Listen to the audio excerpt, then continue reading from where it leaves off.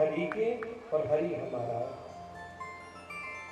कोई कहता है कुछ साथ नहीं जाता, ठाकुर जी का नाम जरूर साथ जाता है, कर्म साथ जरूर जाता है। इसलिए प्यारे नाम ही आगे सुख देता है। इतना तुम भगवान का नाम सुनोगे, भगवान का नाम लोगे, ये आपको जरूर सुख देगा। धर्म जितना करोगे उतना ही आपको सुख मिलेगा।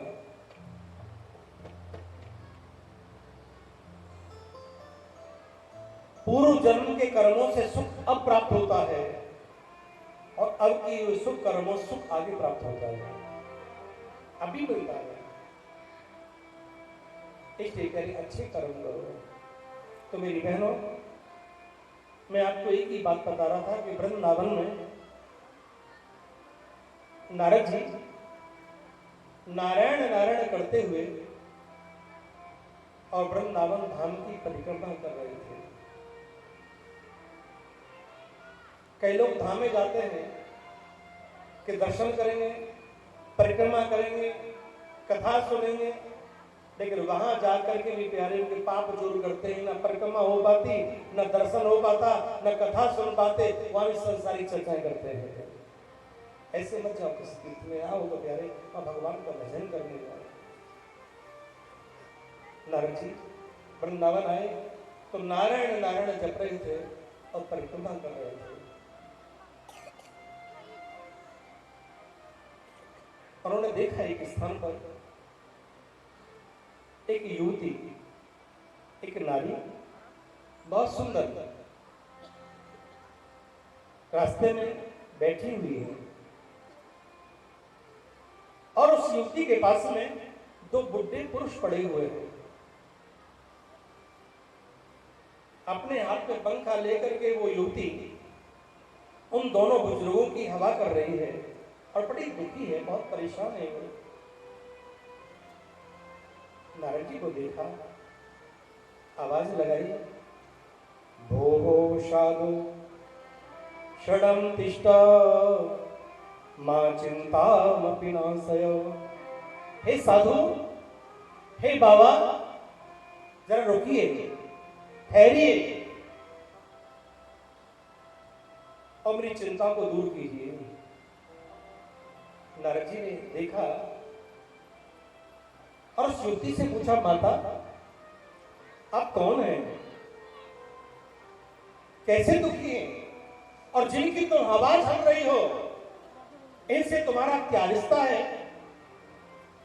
जितनी आप इनकी सेवा में लग रही हो, ये बुढ़े तुम जवान, ये क्या है आपके।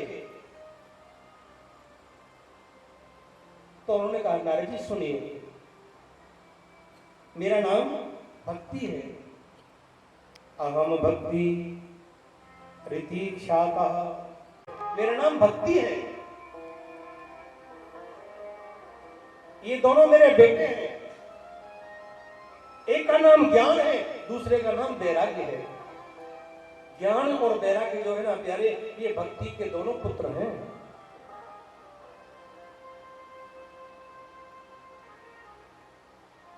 ज्ञानी शायद भटक सकता है, लेकिन भक्त जो होता है ना प्यारे, वो भगवान से सीधा मिलता है। ज्ञान जो होता है कभी तर्क देता है, ज्ञान अहंकार देता है। जब तक भक्ति नहीं आएगी चित्त में, तब तक ज्ञान भी व्यक्ति को भटकाता, परेशान करता है।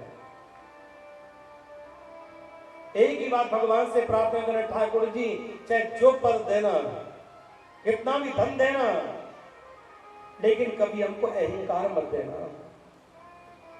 अहंकार जो होता है ना, व्यक्ति का पतन करा देता है। कि भक्ति से मुक्ति मिले, मुक्ति चाहते हो तो क्या करनी पड़ेगी, भक्ति करनी पड़ेगी। कि भक्ति से मुक्ति मिले और भक्ति से कर प्यार, और बिना भक्ति भगवान की तेरा जीवन है बेकार। बिना भक्ति भगवान की ये जीवन है बेकार। इस जीवन का कोई मतलब नहीं, फिर मनुष्य योनि में आने का कोई लाभ नहीं अगर हमने भक्ति नहीं की। क्योंकि अरे खाना पीना सोना भोग भोगना ये संसार में हर जीव करता, पशु पक्षी भी करता है प्यारे, लेकिन भक्ति नहीं कर सकते। भक्ति मनुष्य कर सकता है, और वो भक्ति करके वहां जाता है जब देवता भी नहीं जाते, क्या मनुष्य जाता है। वैकुंठ में देवता नहीं जा सकते, वैकुंठ में भक्त जा सकता है। यहाँ साक्षात भगवान बनते हैं। भक्ति जरूर करो। तो नारद जी भक्ति कर रहे हैं। श्रीमन नारायण नारायण नारायण, श्रीमन नारायण नारायण नारायण, श्रीमन नारायण नारायण नारायण, श्रीमन नारायण नारायण नारायण,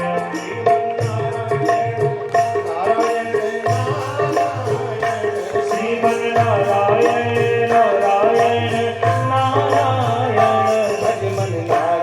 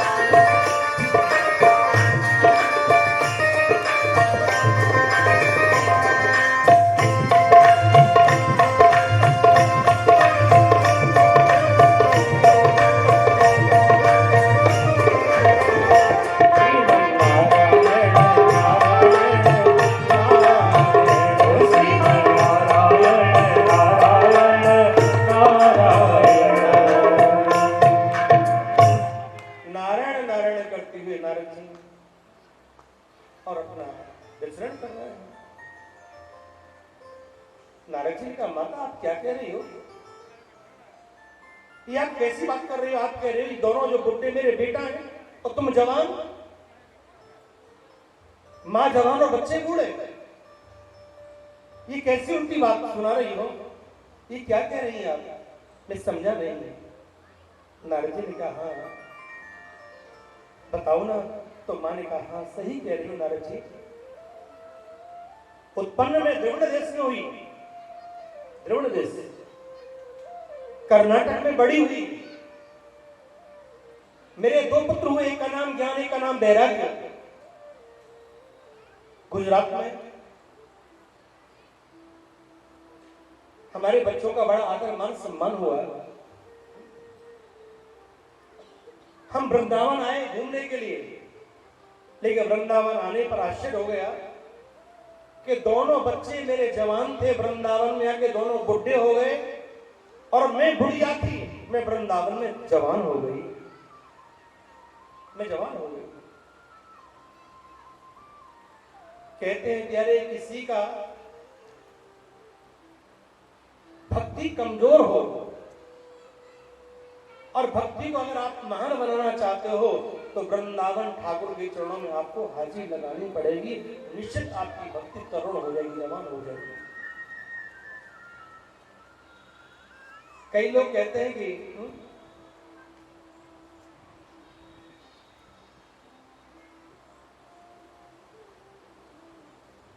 वृंदावन में जाकर के ही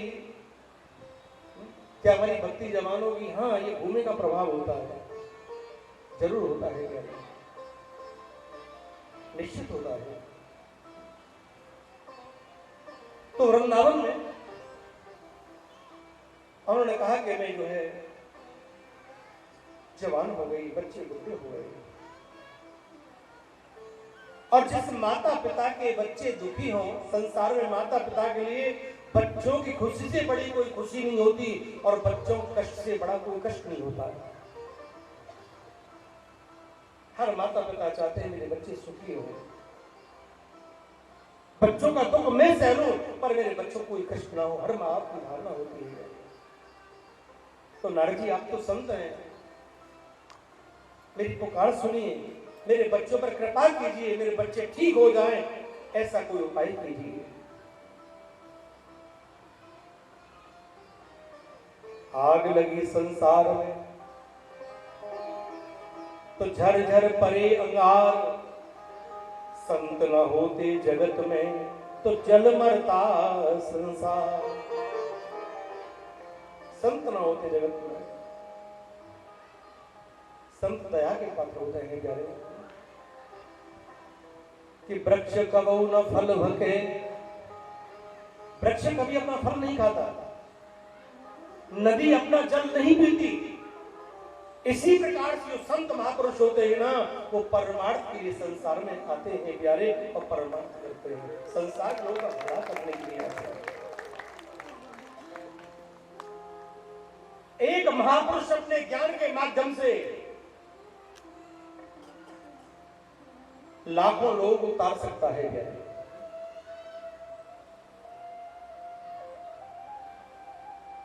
माचिस की एक तिल्ली कितना भी अंधकार हो प्यारे, उसको खत्म करने में सामर्थ्य रखती है। उसी प्रकार संत का थोड़ा सा ज्ञान भी हमारे बहुत बड़े अज्ञान को दूर करके हम परमात्मा की प्राप्ति कराने में समर्थ हो सकता है। कोई बड़ी बात नहीं है। एक पुल के माध्यम से कितने लोग अपनी यात्रा को पूरी कर लेते हैं, उसी प्रकार से एक संत के माध्यम से, एक महापुरुष के सच्चे ज्ञान के माध्यम से कितने लोग अपनी भवरों की यात्रा को सफल कर लेते हैं, परलोक के मार्ग को संभाल लेते हैं। इसलिए मेरी बहन भाई, मैं तो आपसे एक बात कहता हूं, आपको जहां भी महापुरुषों का सौभाग्य प्राप्त हो, सानिध्य प्राप्त हो, सत्संग मिले, आप जरूर सत्संग सुनने के लिए, चाहे ज्यादा समय ना हो, कम हो, लेकिन जरूर जाओ प्यारे, जरूर जाओ।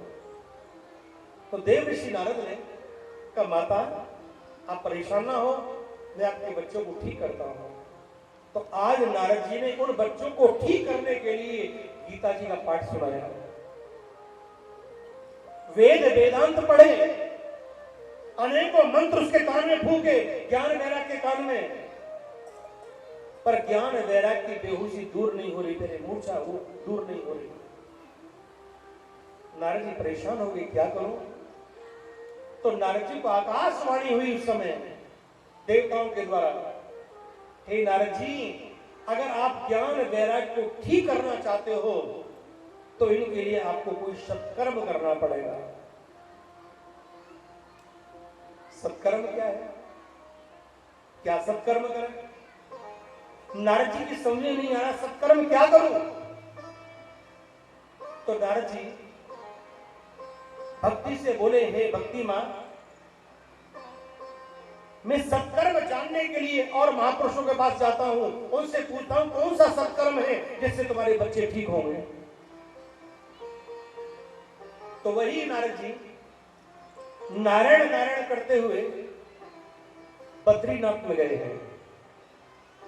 बद्रीनाथ में वहां पर उन्होंने देखा ब्रह्मा जी के 4 पुत्र हैं, सनक, सनंदन, सनातन, शरद कुमार, ये चारों मानस पुत्र हैं और चारों संत के रूप में विराजमान हैं, संत रूप में रहते हैं।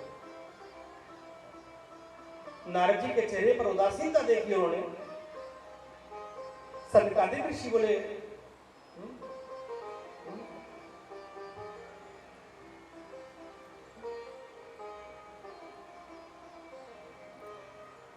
कथम ब्रह्मण दीन मुख कुतश्चिंता तुरो भवान् त्वरितं गम्यते कुत्र कुत्रश्च चागमनं तव। कथम ब्रह्मण दीन मुख, हे ब्रह्म पुत्र नारद जी, आपको क्या चिंता है? अरे आपके चेहरे पर सदा खुशी दिखाई पड़ती है, और आज आप जैसा प्रसन्न रहने वाला संत चिंतातुर है, दुखी है, इसका क्या कारण है? बताओ ना महाराज। तो उन्होंने एक ही बात कही, हे सनकादिक ऋषियों, अहम तो पृथ्वी तो ज्ञात्वां सर्वोत्तमामति पुष्करं च प्रयागं च काशी गोदावरी तथा। नारद जी ने कहा, हे सनकादिक ऋषियों, मैं पृथ्वी को श्रेष्ठ समझ करके सभी तीर्थों में गया, जिसमें हरिद्वार, कुरुक्षेत्र, रामेश्वर, वृंदावन, काशी, हर तीर्थ में गया, लेकिन वहां मुझे कहीं शांति नहीं मिली। सब लोग अशांत हैं, दुखी हैं, परेशान हैं, नाना प्रकार की टेंशन में जी रहे हैं। धन चाहे कितना भी, लेकिन आत्मिक सुख नहीं है। लेकिन कह रहे जब तक आत्मिक सुख ना हो तो धन भी हमको परेशान करता है। सबसे बड़ा धन है आत्मा का ज्ञान होना, आत्म सुख। जिसने आत्मा के भाव को नहीं समझा, आत्मा क्या है, वो सुख कैसे प्राप्त कर सकता है। आत्मा परमात्मा का अंश है, और जब वही आत्मा निकल जाती है प्यारे, शरीर वही होता है, लेकिन शरीर रहते हुए शरीर मुर्दा हो जाता है। उसको छूने के बाद व्यक्ति सोचते अपने आप को हम अपवित्र हो गए। उस आत्मा से ही इस शरीर की वैल्यू है, कद्र है, इज्जत है। लेकिन जब वही आत्मा निकल जाती, जीव निकल जाता है, तो शरीर की क्या स्थिति होती है आप जानते हो क्या? और वो आत्मा सबके अंदर है। ईश्वर अंश जीव अविनाशी, चेतन अमल सहज सुखराज। ईश्वर का अंश है आत्मा प्यारे। तो उन्होंने कहा कि वृंदावन में गया, मेरे भक्ति के दो पुत्र देखे, ज्ञान वैराग्य, जो माता पिता जवान है और बच्चे बुढ़े हो गए हैं। उनको ठीक करने के लिए मैंने वचन दिया था, लेकिन मुझे आकाशवाणी हुई है, हे सनकादिक ऋषियों, कि मैं सत्कर्म करूं। तो मैं आपसे पूछने के लिए आया हूं नारद जी, मुझे बताओ सत्कर्म क्या है जिससे वो ठीक हो जाए। सनकादिक ऋषि बोले, हे नारद जी, कलयुग के इंसान के लिए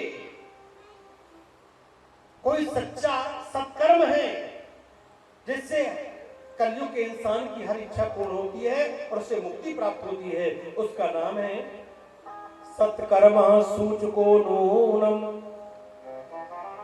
कि सत्कर्मा सूचको नूनम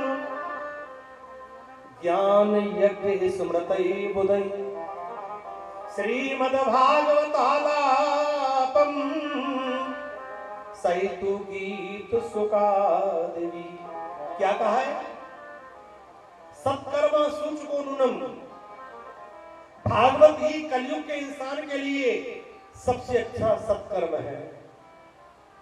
जिसने अपनी जिंदगी में भागवत यज्ञ कराया है, हमारे जितने वेद हैं, पुराण हैं, शास्त्र हैं, उपनिषद हैं, सारा फल भागवत यज्ञ कराने से प्राप्त हो जाता है कलयुग के इंसान के लिए। भागवत से बड़ा मुक्ति का कोई साधन दूसरा नहीं है।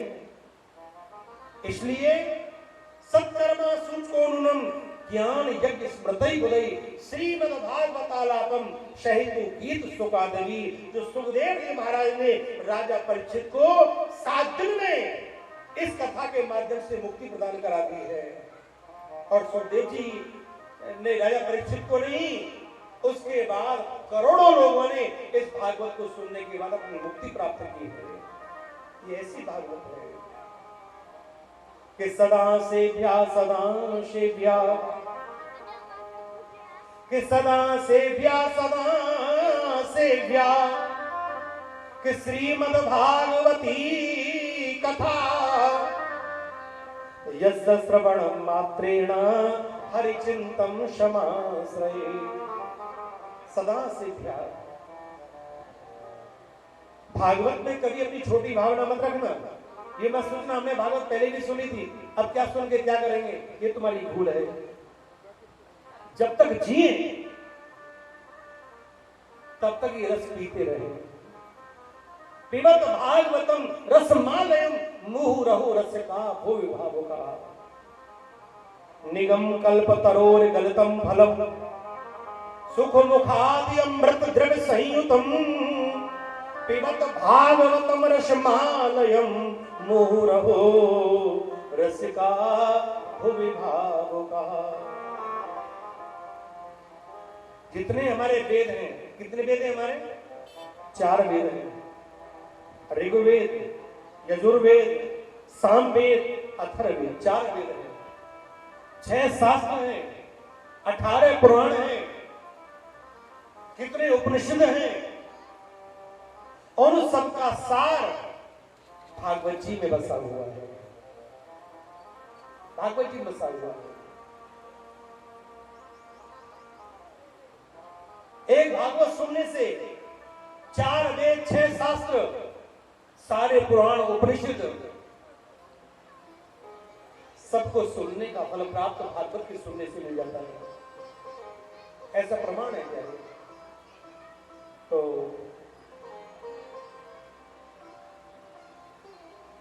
सत्कर्म जो सुखदेव जी महाराज ने राजा परीक्षित से करा के 7 दिन मुक्ति प्रदान करी है, उनका ज्ञान दूर हुआ है, उनके ज्ञान के चक्षु खुले हैं और अपनी मुक्ति प्राप्त की है, वही सबसे बड़ा सत्कर्म है। तो आप भक्ति के दोनों पुत्र ज्ञान वैराग्य के लिए ये सत्कर्म करो। वही कहां करें? वही सत्कर्म करने के लिए सबसे दिव्य स्थान है कोई तीर्थ है।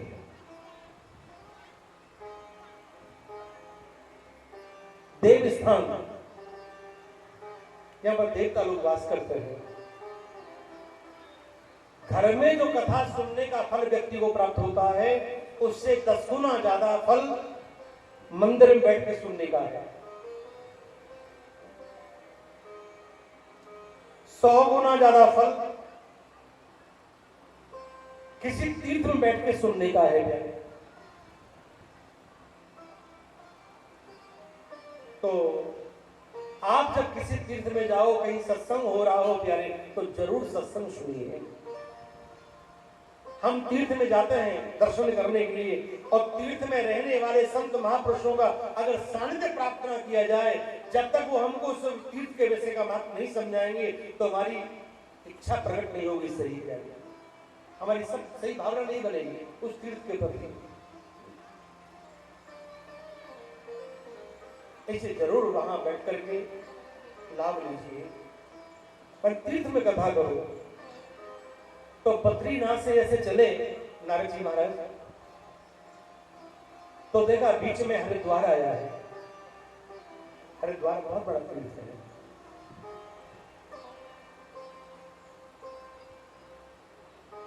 हरि के द्वार पर जो बैठ के कथा सुनते हैं, भगवान को अपना दरवाजा फिर खोलना ही पड़ता है, और भक्तों को अंदर बैकुंठ में बुलाना पड़ता है। निश्चित भगवान उसको बुलाते हैं जो भगवान के चरणों में बैठता है।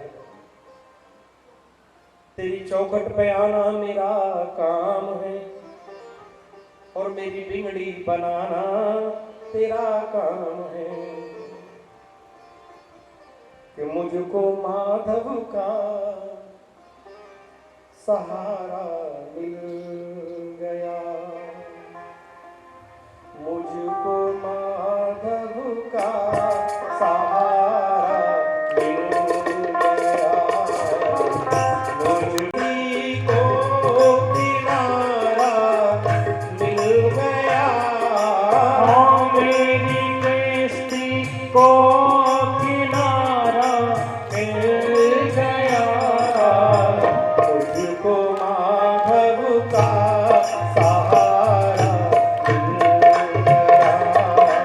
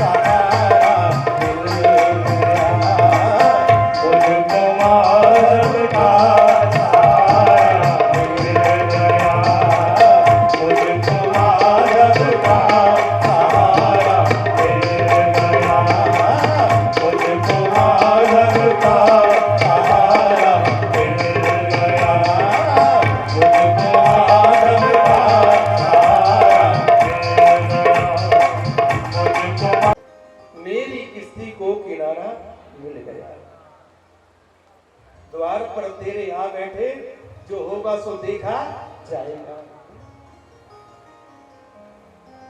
कथा समझ में आवे ना आवे कोई बड़ी बात नहीं, लेकिन भगवान के दर पे तो बैठे हैं।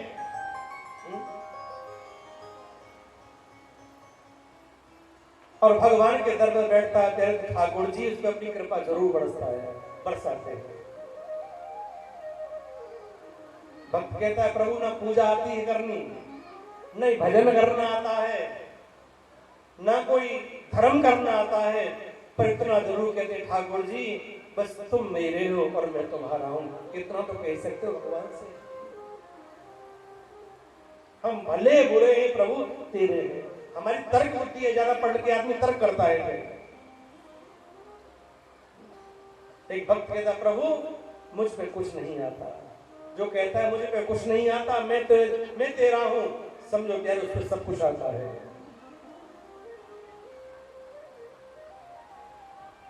मेरी बहनों, तो नारद जी ने विचार किया कि हरिद्वार से सुंदर स्थान कथा के लिए और कौन सा प्राप्त होगा।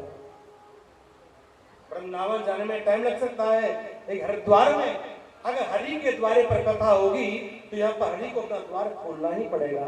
तो हरिद्वार में कथा करने का मन में उन्होंने विचार बना लिया नारद जी ने। जैसे हमारी भागवत सेवा समिति के जो सेवक हैं, जो भगवान से जिनका सच्चा अटैचमेंट है, दिल से जुड़े हुए हैं, उन्होंने ये सुंदर कार्यक्रम करा के भक्तों को लाभ दिया है, कथा सुनने का अवसर दिया है। ऐसे ही हरिद्वार में नारद जी ने इस कथा का गायन किया है। हजारों की तादाद में बड़े बड़े ज्ञानी महापुरुष, संत, योगी, विद्वान, भक्त सब कथा सुनने के लिए आए। भागवत यहां पर होती है, तेरे ज्ञानी भी आते हैं, भक्त भी आते हैं, तर्क करने वाले भी आते हैं, सब प्रकार के लोग आते हैं। लेकिन ये सत्यता है कि अरे यहाँ पर हर व्यक्ति के प्रश्न का जवाब दिया जाता है। भागवत में सबका जवाब मिलता है। ऐसा कोई व्यक्ति नहीं होगा कोई ये कह दे कि मेरे प्रश्न का जवाब भागवत से मुझे नहीं मिला। भागवत में हर प्रश्न का जवाब है। तो और वो वाणी के माध्यम से हर व्यक्ति को प्राप्त हो जाता है, वो पूछे या ना पूछे।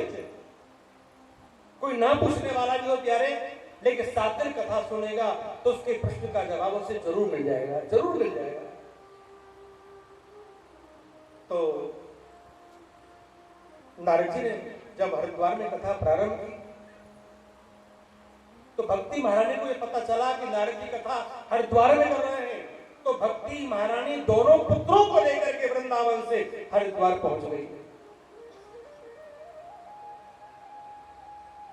बच्चों में अच्छे संस्कार डालने के लिए बच्चों को धार्मिक संस्कार देना भी जरूरी है प्यारे। धर्म क्षेत्र में ले जाना बहुत जरूरी है उन बच्चों को सही मार्ग पर लाने के लिए।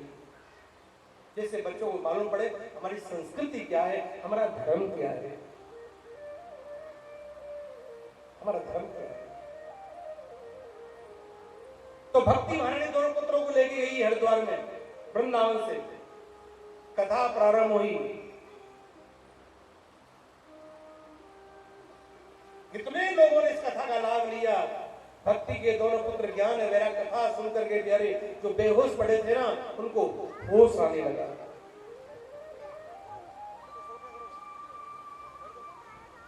अब तो बैठ गए कथा सुनते सुनते, जो बेहोश पड़े थे वो कथा में बैठ गए थे। चौथे दिन कथा में भगवान का जन्म हुआ, खड़े हो गए और खड़े होकर के तेरी कथा में भक्ति के दोनों बेटा ज्ञान वैराग्य नाचने लगे। जो कथा बुढ़े को जवान कर सकती है, एक बात सोचो, ऐसी दुनिया में और कोई औषधि होगी जो वृद्ध को जवान कर दे? लेकिन कथा में वो ताकत है प्यारे जो बुढ़ों को भी जवान कर देती है। जिसका ज्ञान वैराग्य सो गया हो, जब आनंद आता है ना कथा में प्यारे, जो घर में बैठ के उठने में उनको बड़ी परेशानी होती है, कथा में उछल उछल के नाचते हैं वो। कथा में नाचने का भाव अगर किसी व्यक्ति का होता है और शुद्ध भाव से भगवान को रिझाने के लिए नाचता है कि मेरे नाच को ठाकुर जी देख रहा है, ऐसे वक्त को ठाकुर जी फिर 84 लाख योनियों में नहीं नाचने देते प्यारे, उसका 84 का नाच छूट जाता है जो कथा में नाचता है।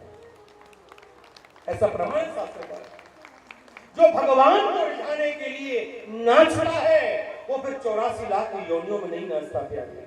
पुण्यरपि जन्मम पुण्यरपि मरणम पुण्यरपि जन्मी जठरे सेनम, जो बार बार जन्म मृत्यु का चक्कर है व्यक्ति का, जो परेशान कर रहा है, वो उसका इसी जन्म में खत्म हो जाता है।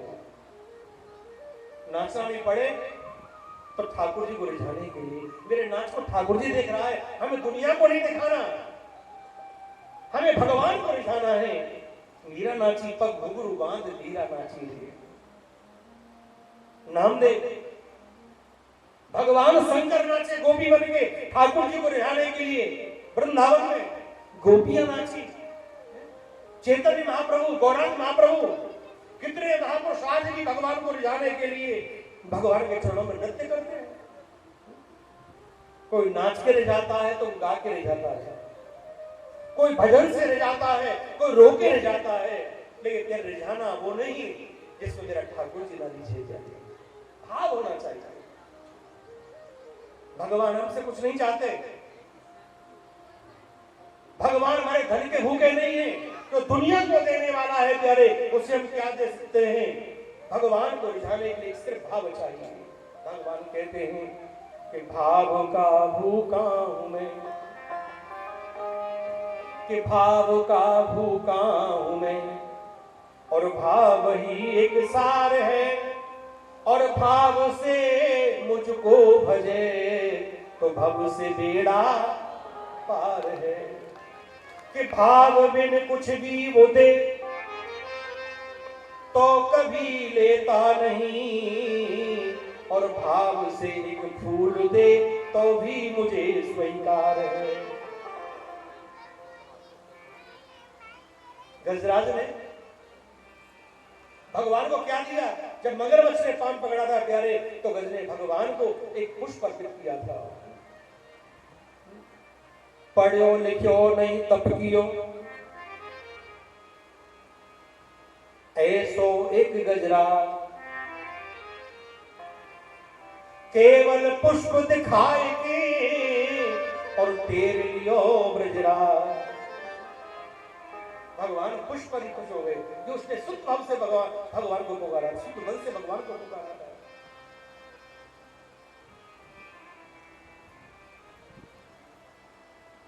मैं तो कहता हूं भगवान के भजन में मन भी ना लगे तो भी भजन करो, कथा में मन ना लगे तो भी कथा सुनो, क्योंकि कबहू तो दीन दयाल के भनक पड़ेगी कान। अरे कभी ना कभी ठाकुर जी कृपा होगी क्या? जरूर होगी। अभ्यास करो, करत करत अभ्यास के जड़ मत हो तो सुजान, कि करत करत अभ्यास के और जड़ मत हो तो सुजान। रस्सी आवत जात है जैसे सिल पे पड़त निशान। पत्थर कितना कठोर होता है, रस्सी कितनी कोमल होती है, लेकिन निरंतर अभ्यास करने से वो रस्सी पत्थर को भी काट देती है। इसी प्रकार से हम भगवान के चरणों में बैठेंगे, मन लगे ना लगे, लेकिन ठाकुर की कृपा जरूर बरसेगी, एक ना एक दिन कृपा जरूर बरसेगी। ये बात जीवन में जरूर गांठ बांध लो, ये भक्ति का सच्चा सूत्र है।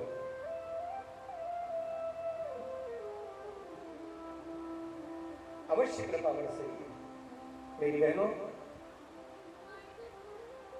अब तो भगवान का जन्म हुआ 14 दिन कथा में, भक्ति के दोनों बच्चे नाच रहे हैं कथा में, जो उठ नहीं पा रहे थे आज वो नाच रहे हैं। देखो सही कृपा की, कथा की कृपा नहीं तो क्या है। ऐसे भागवत के लिए हम बार बार नमन करते हैं, जो वृद्ध पुरुष को भी तरुण कर देती है। कोई बीमारी को दूर करने की कथा सुनता है, कोई पुत्र कामना के भाव से कथा सुनता है, कोई नौकरी के लिए कथा सुनता है, कोई व्यापार के लिए कथा सुनता है, कोई व्यक्ति भगवान को पाने के लिए कथा सुनता है। जिसका जो भाव होता है, निश्चित प्यारे दरबार में बंसी वाले के दुख दर्द मिटाए श्री राधे। दरबार में बंसी वाले के दुख दर्द मिटाए जाते हैं और दुनिया के सताए लोग यहाँ सीने से लगाए जाते हैं। दुनिया के सताए लोग यहाँ सीने से लगाए जाते हैं। बोलो वृंदावन बिहारी लाल की जय जय श्री राधे, जय जय श्री राधे।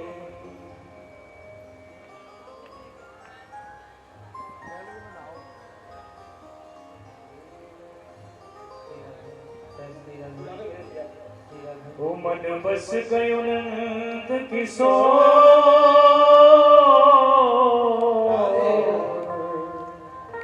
ओ मन बस गयो नंद किशोर, हमें अब जाना नहीं कहीं और। बसा लो वृंदावन में, बसा लो वृंदावन में, बसा लो वृंदावन में, बसा लो वृंदावन में। ओ मन बस गयो नंद किशोर, ओ मन बस गयो नंद किशोर, हमें अब जाना नहीं कहीं और। बसा लो वृंदावन में, बसा लो वृंदावन।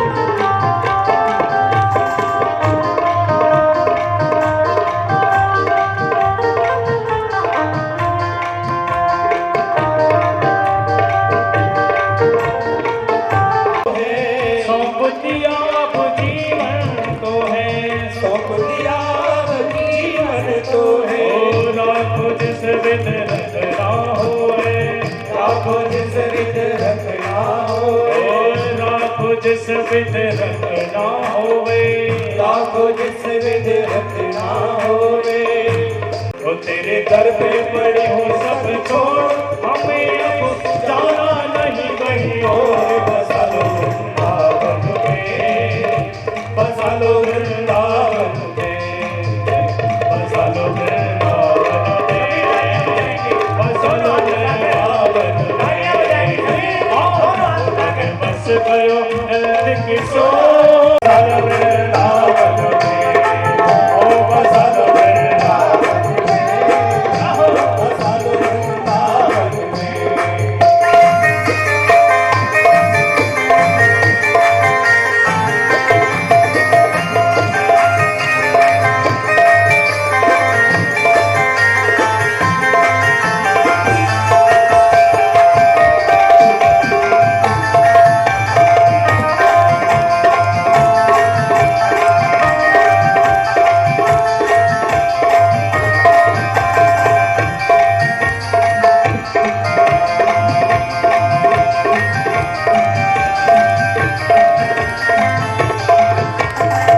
चाकर बनकर सेवा करूंगी,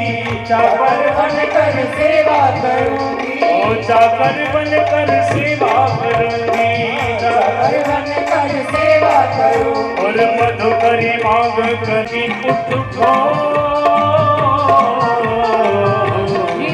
तेरी तरस करूंगी पुट खो, हमें अब जाना नहीं कहीं और। बसा लो वृंदावन में, ओ बसा लो वृंदावन में, ओ बसा लो वृंदावन में, बसा लो वृंदावन में।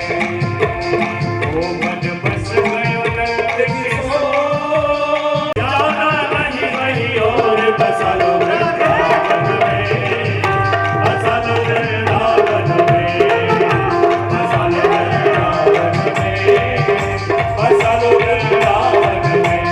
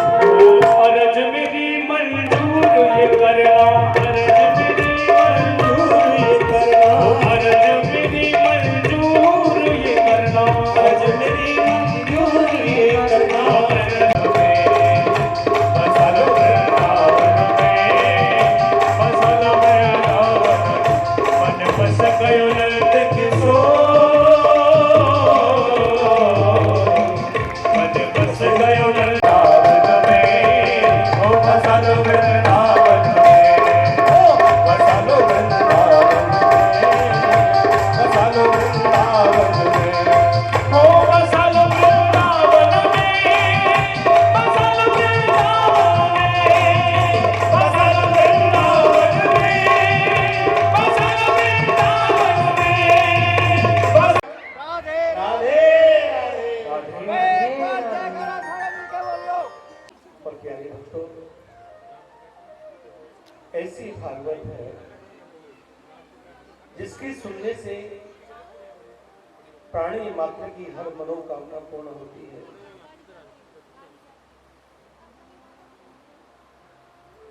ये भागवत हरि रूप इसका जो सदा चिंतन करे, वह भक्ति ज्ञान वैराग्य से हो पूर्ण उससे यम डरे। कि ममता घटे विपदा मिटे, सुख संपदा घर में बढ़े। सप्ताह की पावन कथा सुन कर्म का बंधन करे। कि बंधन तुम्हें हे राधिके, हे आदि शक्ति काम है। हे गोपियों हे गोपजन, श्री कृष्ण लीला धाम है। उद्धव तथा अर्जुन सुदामा, ये सखा गोपाल के। तुम दो सभी आशीष गुण, गाओ यशोदा लाल के। भागवत में भगवान श्री गोविंद की दिव्य लीलाओं का वर्णन है।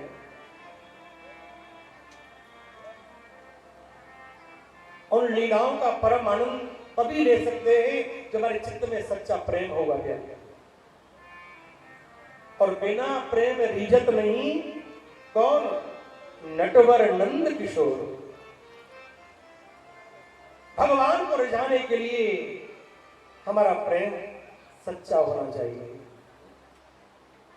प्रेम सच्चा होना चाहिए, भाव सुंदर होने चाहिए, कर्म अच्छे होने चाहिए। भगवान तो प्यारे आपको यही दर्शन देंगे, आपको अन्य कहीं भटकने की आवश्यकता नहीं होगी। तो सच्चा प्रेम होता है। तो ध्रुव जी महाराज ने 5 वर्ष की अवस्था में भगवान को साक्षात बैकुंठ से इस मृत्यु रूप में उतार लिया। ध्रुव जी ने कहा 5 वर्ष के बालक थे। दुनिया को रचाने वाले नारायण, अनपढ़ ब्रज की गोपी कोई पढ़ी लिखी नहीं थी।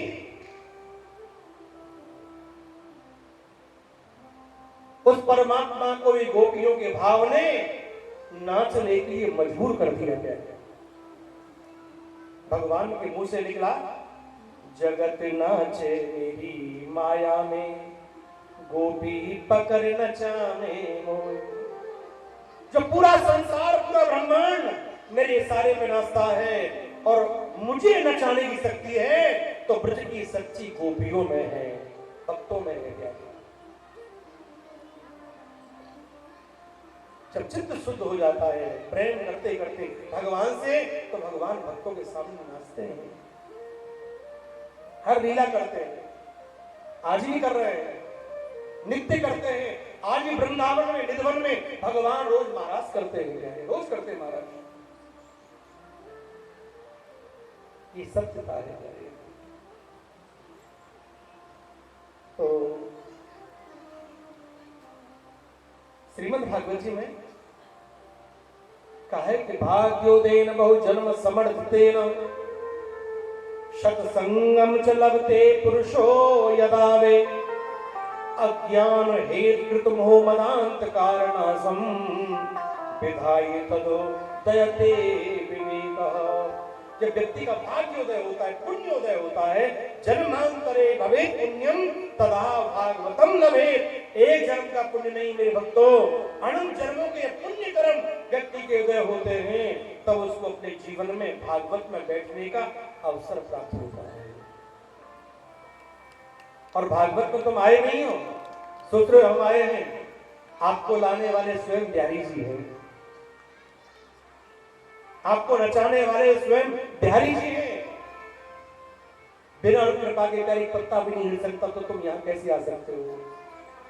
आपको बुलाने वाले, आपको लाने वाले, आपको दिखाने वाले, आपको सुनाने वाले जो शक्ति है ठाकुर जी की प्यारे, वो शक्ति श्री प्यारी जी की है। तेरी चौखट पे आना मेरा काम है, मेरी बिगड़ी बनाना तेरा काम है। बस तेरी चौखट पे आना। अब तुम बैठ गए भगवान के द्वारे पर, अब ज्यादा किंतु परंतु मत करो। तुमसे जो बन जाए ठाकुर जी की सेवा कर लो, और सेवा करके भूल जाओ कि हमने कोई सेवा भी की। अच्छे कर्म को बार बार गाने से उसका पुण्य नष्ट हो जाता है। ध्यान रखना जीवन में, अगर तुमने कोई अच्छा काम किया है ना, धर्म का कार्य किया है, तुम उसको बार बार गाओगे तो उसका पुण्य नष्ट हो जाएगा। अच्छा कर्म करके भूल जाओ और बुरे कर्म को याद रखो। जीवन में सुखी रहना चाहते हो, पर आज का इंसान बुरे कर्म को छुपाता है और अच्छे कर्म को बार बार दुनिया के बीच गाता है। ये समझ नहीं पाता इस बात के लिए, अच्छे कर्म को बार बार गाओगे तो उसका पुण्य नष्ट हो जाएगा। तो प्रिय भक्तों, श्रीमद् भागवत जी में सूची महाराज ने संकाद्य ऋषियों के लिए पावन कथा सुनाई है।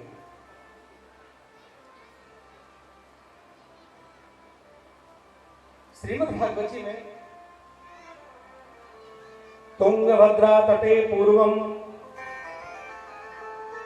भूतपत्तम उत्तमम यत्र वर्णा स्वधर्मेण सत्यम कर्म सतत परा। एक पावन भागवत जी का महात्मा का रहस्य है, जो भागवत जी का महात्मा पद्म पुराण से लिया गया है। ये भागवत भगवान वेद व्यास जी के द्वारा लिखी गई है, रची गई है।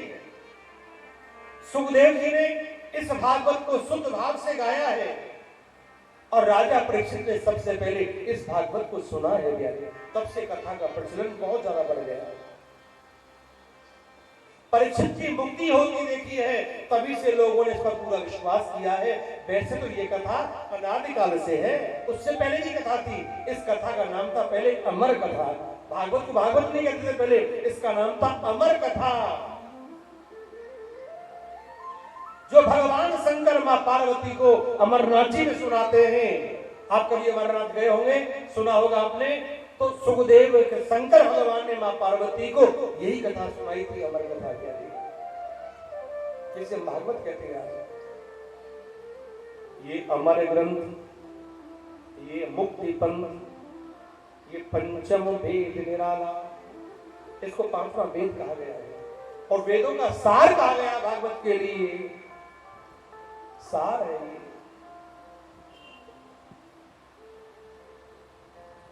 बच्चों को सूत्र मिल जाए तो सवाल आसानी से हल हो जाता है। सही सूत्र मिल जाए तो ये सूत्र है तुम्हारी। तो मेरी बहनों, उसी तुंगभद्रा नदी के पावन तट पर एक नगर बसा हुआ था, एक कस्बा था प्यारे। उसका नाम था उत्तम नगर। और उसी उत्तम नगर में एक ब्राह्मण परिवार रहता था और उस ब्राह्मण का नाम था आत्मदेव। आत्मदेव किसे कहते हैं? आत्मना ध्यायते देव इति आत्मदेव। जो अपनी आत्मा में रमण करता है, देवता का दर्शन करता है, उसी का नाम आत्मदेव है। आत्मदेव जी महाराज बड़े ही विद्वान थे, कर्मकांडी थे, भगवान में विश्वास रखते थे, आस्थावान थे। लेकिन उनकी जो पत्नी थी ना प्यारे, उसका नाम था धुंधली। बड़ी कर्कशा थी वो, बिल्कुल उसे धर्म में कोई आस्था नहीं थी। खाना पीना बस यही उसकी जिंदगी है, सोना। अरे खाना पीना सोना ये तो पशुओं का भी काम है, ये काम तो पशु भी करता है। लेकिन इससे भी आगे कुछ बढ़ना है। मनुष्य जन्म से आगे जाने के लिए हमें धर्म करना पड़ेगा, आगे उठने के लिए धर्म करना पड़ेगा। धर्मेण हन्यते व्याधि, धर्मेण हन्यते ग्रह। धर्म करने से हमारे व्याधियों का नाश होता है, हमारे दुखों का नाश होता है। धर्म करने से हमारे ग्रह शांत होते हैं और धर्म करने से प्यारे हमको भगवान की प्राप्ति होती है। धर्मेण हन्यते व्याधि, धर्मेण हन्यते ग्रह, भगवान बोलते हैं। तो धुंधली जो थी ना, अब देव की पत्नी बड़ी ही निष्ठुर थी, धर्म में कोई आस्था नहीं थी। और आप देव की इतने अच्छे विद्वान, संत, सरल, पर पत्नी कितनी बड़ी करकशा है। भगवान के मार्ग पर चलने वाले व्यक्ति के जीवन में बड़ी परीक्षाएं होती हैं प्यारे। और भगवान की पता नहीं क्या लीला है, जो भक्ति करते हैं, जो भजन करते हैं ठाकुर जी, उनकी ज्यादा परीक्षा लेता है, उनको ज्यादा परेशान करता है। देखता है कितना ये मेरी पर निष्ठावान है। कहते हैं ना, जो सबसे कठिन रोल होता है ना पिक्चर में, वो सबसे बेस्ट एक्टर को दिया जाता है। उसी प्रकार से ठाकुर जी भी प्यारे अपने भक्तों की बड़ी परीक्षा लेता है, पर मत घबराना। ठाकुर चाहे सब कुछ छूटे, लेकिन हम आपको नहीं छोड़ सकते। अगर आप हमारी जिंदगी में नहीं हैं तो हमारे जीवन में कुछ भी नहीं है। एक बात बताऊं, ये सब कुछ छूट जाएगा, कुछ भी नहीं बचेगा प्यारे। घर, परिवार, नातेदार, रिश्तेदार, नौकरी, चाकरी, व्यापार, ये सब छूट जाएगा।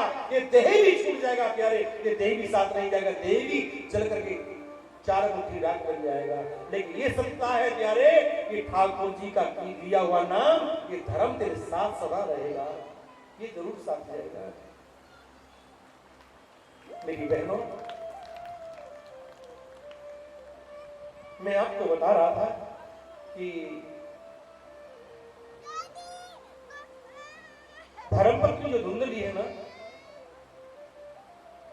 वो बिल्कुल का हिस्सा है, उल्टी चलती है धर्म के प्रति। आप देव जी घर में कोई संतान भी नहीं हुई, बड़ी विचित्र बात है। इतने बड़े ज्ञानी दुनिया को आशीर्वाद देते हैं, सबकी मनोकामना पूर्ण करते हैं, इच्छा पूर्ण करते हैं, पर घर में कोई संतान नहीं है। इस बात को लेकर के प्यारे मन में बड़ी चिंता बनी रहती है। कहते हैं प्यारे, बिना पुत्र के घर की शोभा नहीं है। ये तो सब कहते हैं बेटी बेटा में कोई अंतर नहीं है, ये तो मन समझाने वाली बात होती है। सत्ता की बात तो ये है, लेकिन बेटा बेटा ही होता, बेटी बेटी होती। बोलो राधे राधे। जिसके पग भटीना में भाई, वो जाने क्या पीर पर आई।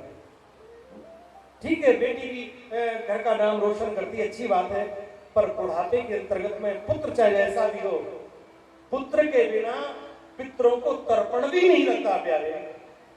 पुत्र के बिना ग्रस्त की मुक्ति नहीं कही गई प्यारे। पर जिनको पुत्र ना हो तो बेटी भी अपने पितरों के लिए कुछ भी कर सकती है प्यारे, उनको उसका लाभ मिलता है। लेकिन पुत्र की कमी संसार में सबसे बड़ी कमी होती है, सबसे बड़ा दुख होता है। आप देव ने सोचा मैं क्या करूं, अपने घर में गऊ लेकर के आए, लेकिन गऊ के से भी कोई संतति नहीं हुई, तो प्यारे उनको बहुत चिंता होने लगी। तुलसी का वृक्ष अपने आंगन में लगाया, तुलसी का वृक्ष सूख गया। अब आप देव ने सोचा प्रभु ऐसे जीवन में जी के क्या करूंगा, जब कोई पुत्र ही सुख ना हो, पितरों कौन तर्पण करेगा। एक बार वही आप देव जी परेशान होकर के जंगल में एक सरोवर के किनारे बैठे थे। देखा वहां होकर के एक संत जा रहे हैं। संत ने ब्राह्मण को देखा, पूछा हे ब्राह्मण देव, तुम कैसे परेशान हो? कोई संतान नहीं है महाराज। उस संत ने उस ब्राह्मण की हस्तरेखा देखी, चेहरे की लकीर देखी, मस्तक की लकीर देखी, उनके हाथ में कोई संतान का सहयोग नहीं बन रहा था। अरे ब्राह्मण देव, तुम तो इस जन्म की बात कर रहे हो, तुम्हारे 7 जन्म तक भी कोई संतान का योग नहीं है। आपकी हाथ की रेखा कह रही है। अब आप देव जी को इस बात को सुनने के बाद और कष्ट हो गया।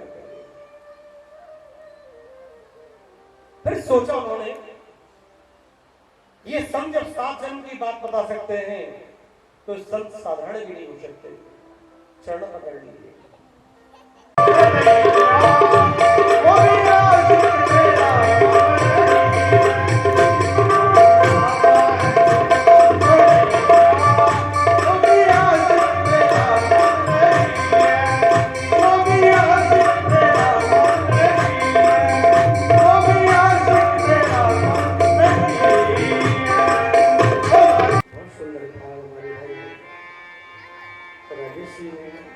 व्यक्त किया, बहुत आनंद आया। मेरी बहनों, मेरा प्रसंग आपके बीच में चल रहा था। एक बच्चे का नाम आत्मदेव जी ने धुंधकारी रखा, एक का नाम गोकर्ण रखा। धुंधकारी आगे चल के महान खरुआ, गोकर्ण बहुत बड़े विद्वान हुए। धुंधकारी आगे चल के प्रेत बना, तो गोकर्ण जी महाराज ने अपने भाई की कथा करने के बाद मुक्ति प्रदान की, ऐसा प्रमाण है भागवत जी में। अब हम ज्यादा विलंब नहीं करेंगे, क्योंकि जो कथा का समय रहेगा वो 3 बजे से लेकर के और 6:30 बजे सही आरती हो जाए करेगी, क्योंकि शाम को भी ज्यादा विलंब नहीं कर सकते हम लोग। तो आप लोग विशेष समय का ध्यान रखें। कथा का समय 3 से लेकर के और 6:30 तक ही रहेगा। जो फिक्स टाइम रहेगा 3 का मतलब है कि हम लोग बिल्कुल 3 बजे बिहारी तेरी आरती